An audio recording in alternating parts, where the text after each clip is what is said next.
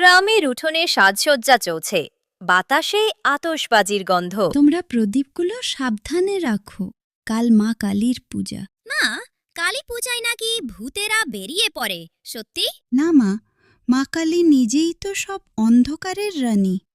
ভূত তার সামনে কাঁপে। রাত গভীর, ড্রামের শব্দে বাতাস কেঁপে উঠছে। পাড়ার পূজামণ্ডপে ভিড়। রিমা ও তার বন্ধু অভি চুপি চুপি ঘাটের দিকে যায় আতশবাজি জ্বালাতে। চলো না, একটু দূরে গিয়ে ফাটাই, কেউ বকবে না। কিন্তু ওদিকটা তো মন্দিরের পেছন দিক। হঠাৎ এক ঝলক কালো ছায়া ভেসে গেল। বাতাসে গন্ধ ছড়িয়ে পড়ল চন্দনের। রিমা ভয় পেয়ে চিৎকার করল। কে ওখানে?